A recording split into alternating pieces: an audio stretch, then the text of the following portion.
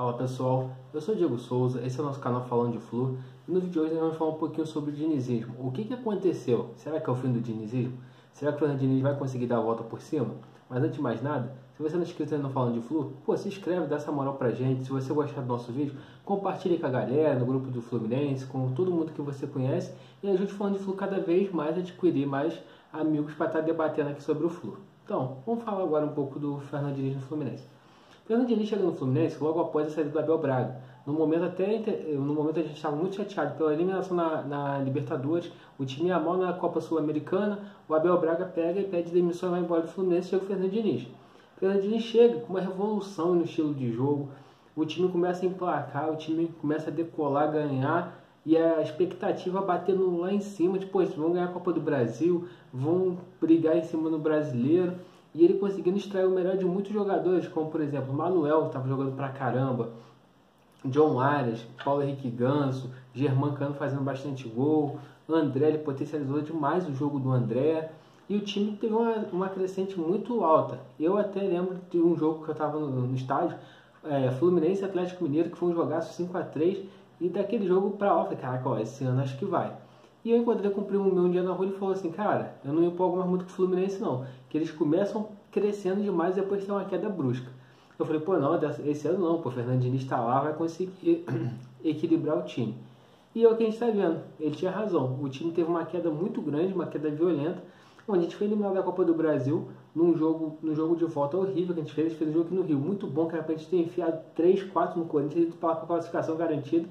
Tomamos um empate no final, chegamos lá jogando sem o André, tomamos muita pressão e acabamos eliminados. Inclusive era para estar jogando a final da Copa do Brasil hoje, não estamos por causa de alguns erros.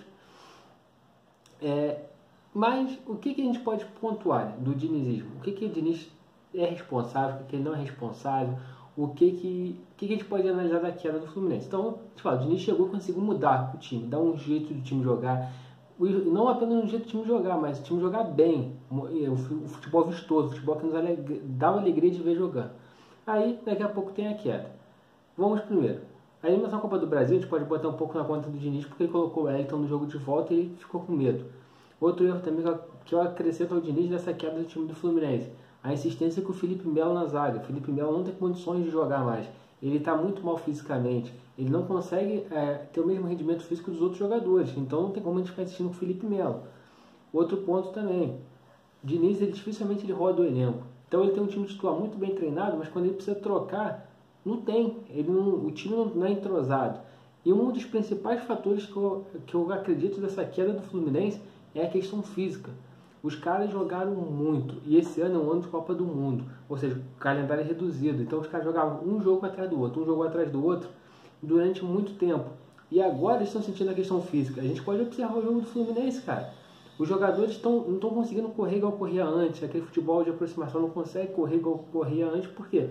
Eles jogaram muito nesse ano e estão cansados. E começa, por exemplo, Manuel suspenso, aí você insiste com o Felipe Melo na zaga. Caio Paulista na lateral esquerda.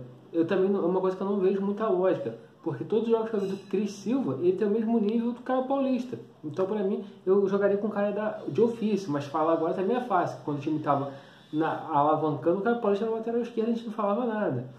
Mas eu acho que a questão física pega muito, e isso a gente tem que botar no Diniz por não rodar o elenco. As questões de algumas insistências que ele faz, igual eu já falei aqui, do Felipe Melo, do Wellington, alguns caras assim, que cai muito na conta dele pela teimosia. E tem um fator que foge do controle dele, que é a questão da montagem do elenco. Se a gente olhar o elenco do Fluminense, é um elenco pequeno. Por exemplo, quem é o reserva do Samuel Xavier? O Calegari. O Calegari nem tem jogado, tentou nos últimos jogos. Para a defesa, a gente não tem um reserva à altura ali do Nino Manuel. Tanto que quando não tem Nino Manuel, é um Deus nos acuda, porque David Braz não joga bem. Ele vem numa temporada muito ruim, se machucou, foi expulso num jogo com o Atlético Goianiense, aí depois foi expulso no banco, aí depois ficou muito tempo fora sem jogar. O jogo que ele jogou com o Atlético Paranaense ele acabou falhando. David Duarte, até hoje a gente não viu nada dele assim, pô, esse cara tem que ser titular ou não. Até gostaria de ver mais dele para ver se realmente ele não teria condições de ter mais tempo de jogo. Pega no meio de campo ali, a gente tem no meio de campo que tem André, Martinelli e Paulo Henrique Ganso. Quem é o substituto do André? O Wellington, Felipe Melo? Quem é o substituto do Martinelli? O único cara assim, que eu olho no banco que a gente vai, pô, esse cara que talvez tenha como mudar um pouquinho o jogo é o Natan. A gente não tem um cara de velocidade, ou seja, o treinador o Matheus Martins, porque o Marrone até agora não disse para que veio. Eu acho que o caminho talvez para o Fluminense terminar a temporada bem, tentar dar uma olhada para os caras da base, tentar botar algum desses meninos até para ver como que eles vão reagir no final dessa temporada. Mas eu acho que na próxima temporada, o Fernando Diniz conseguindo montar esse elenco, pode ser que o time consiga ter mais rodagem. Mas claro, a gente também precisa mudar isso, rodar mais o grupo, rodar mais o time, para que o time não chegue numa fase extenuado fisicamente. Por isso que a gente pode observar, os times de Fernando Diniz normalmente têm uma crescente alta e daqui a pouco o time cai. Por quê? A questão física impacta muito, ele não roda o elenco. Então quando chega uma hora que os caras estão tudo estourados fisicamente. Essa semana também saiu uma notícia no UOL, acho que foi ontem, se não me engano, o Mário Bittencourt falando que ia dar mais 2 anos de contrato do Fernando Diniz. Você concorda com isso? Eu concordo, porque se a gente olhar, o Mário não tem um perfil. O Mário provavelmente vai ganhar eleição no Fluminense. Ele vai ser candidato à reeleição, falando nessa própria reportagem. Então ele deve ter mais 3 anos aí de Fluminense. Com mais 3 anos de Fluminense, ele não pretende ter um treinador estrangeiro no time. Então o que isso nos chama a atenção? Pô, se você não tem um cara estrangeiro, olhar para o mercado brasileiro, a gente tem pouquíssimas opções de qualidade. Então é melhor você manter o Fernando Diniz ali que pelo menos tenta fazer algo diferente. E também ele vai ter um desafio grande pela frente, que quando o pessoal descobre o estilo de jogo dele, marca, ele meio que não tem uma outra alternativa, ele vai precisar criar essas alternativas, criar essa diferença de estilo de jogo para o time conseguir crescer e vai conseguir montar um elenco talvez com algumas peças que ele gosta e se agrade e mandar um bocado de gente dessa embora. Por exemplo, eu sei que é difícil mandar embora igual o William Bigode, um cara que não vem jogando, Felipe Melo não vai ser mandado embora porque ele ainda tem mais um ano de contrato, ele não vai abrir o mundo que tem para receber. Então a gente sabe que existe dificuldade de você conseguir fazer a limpa no elenco para montar um time novo. Mas vai ter alguns caras que o contrato vai acabar e vai embora.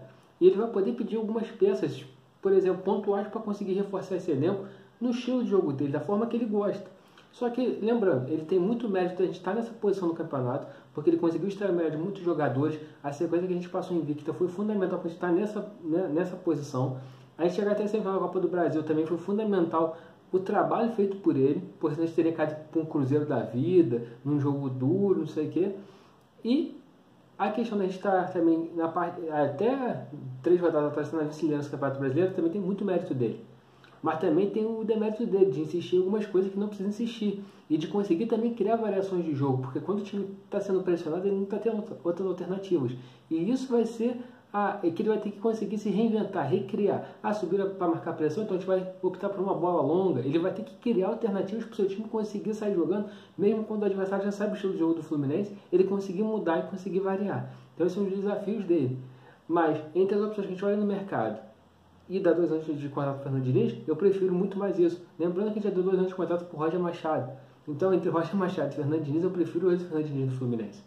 Então, que ele consiga repensar alguns conceitos, consiga dar a cara dele para o time ainda mais, conseguir rodar esse elenco no próximo ano e principalmente, que é fundamental, que é conseguir a classificação direta para a Libertadores. Você classificou direto para a Libertadores, que o Fluminense vai ser campeão brasileiro.